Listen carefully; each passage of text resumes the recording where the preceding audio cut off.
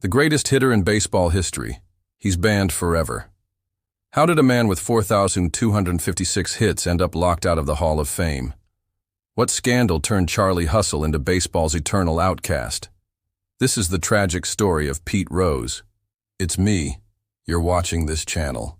And in 1989, a major American pastime was taken away from millions of Americans. No more Pete Rose. That April morning, the Cincinnati Reds were scheduled to play the Montreal Expos. It was just another game until it wasn't. Because when Bart Giamatti, the baseball commissioner, announced earlier that day that Pete Rose was permanently ineligible to play or manage in any major league, the world of baseball stood still.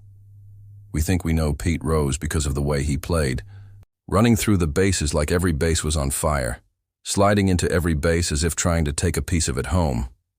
We remember his famous line, "I never looked at the guy on first and thought, let's get this guy out. I always looked at the guy on first and thought, let's get this guy to second." But that's only part of the story. Pete was born in 1941 in Cincinnati. His father worked at a Ford plant. His mother was a homemaker. They weren't poor, but they weren't rich either. And Pete wasn't born gifted either. Scouts didn't line up outside his house. No college recruiters called when he was in high school. In fact, it was the opposite. When he was a senior in high school, only one local scout saw him play, but he still remembers what he saw that day. "When I saw him play," said Reds scout Bob Bantuyen, "I told myself, I don't care what the other scouts say, this kid's gonna make it." That scout was Pete's uncle, Buddy Blowbaum. He believed in Pete in a way no one else did, driving him to practice every day, helping him develop the swing that would eventually break records.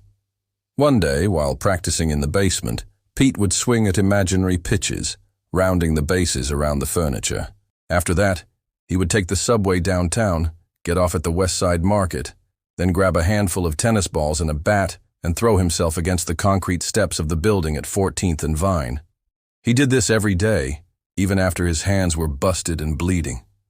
"You have to understand," said Buddy. "There was nothing more important to Peter than baseball. There was no plan B. Baseball was his life."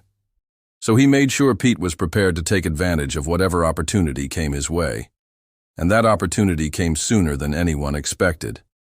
In 1960, the Reds offered Pete, who had just graduated from high school, a contract worth $6,000, $1,000 signing bonus, and $5,000 salary. It was a good deal back then. By 1963, Pete was on the Reds, 22 years old, swinging the bat like a man possessed. He finished the season with a bang, winning the Rookie of the Year award. And that's when the world started taking notice of Pete Rose, the player. Throughout the next decade, Pete would post numbers that made people take notice. 10 seasons with 10 different, 300-plus seasons, 4 batting titles, 17 All-Star selections, 3 hits, 3 times leading the league in runs scored and hits. But Pete always stayed the same, hustling every time he stepped on the field. One writer compared him to a cartoon character and called him Charlie Hustle. At first, Pete hated it, but then he embraced it. "Charlie Hustle became me," he once said. "If you saw me play, that was how I played. I was always hustling." And that brings us to the night of July 1970. It was the All-Star game. Pete collided with A's catcher Ray Fosse. Fosse suffered a separated shoulder. Many felt Pete played him dirty. The media called him dangerous. Fans booed him. But Pete couldn't control how hard he played. He never backed down. He went on to lead the Reds to back-to-back World Series wins in 1975 and 76. He was the emotional leader of a team known as the Big Red Machine, which also included Joe Morgan, Johnny Bench, and Tony Perez. But Pete wasn't the most talented player on his own team. He was the engine that never stopped. And it was that engine that led him to immortality in 1978.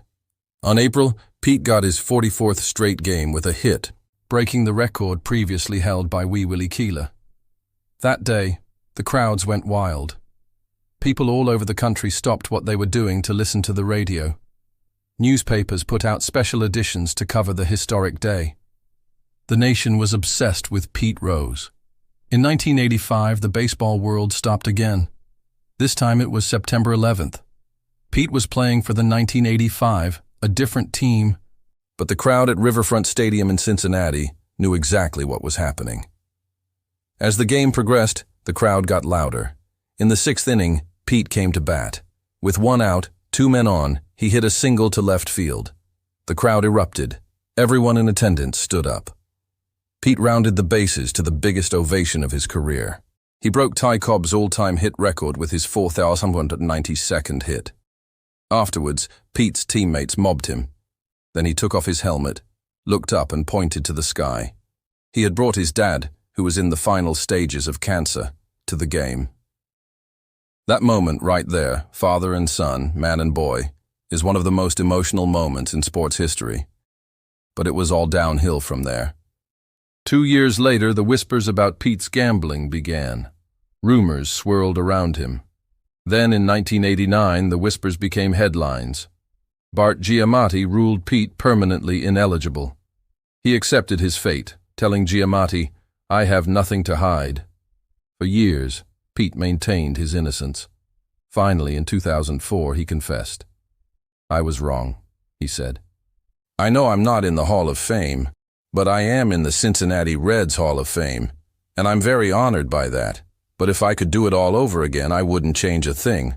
The same fire that built my legend also burned my legacy."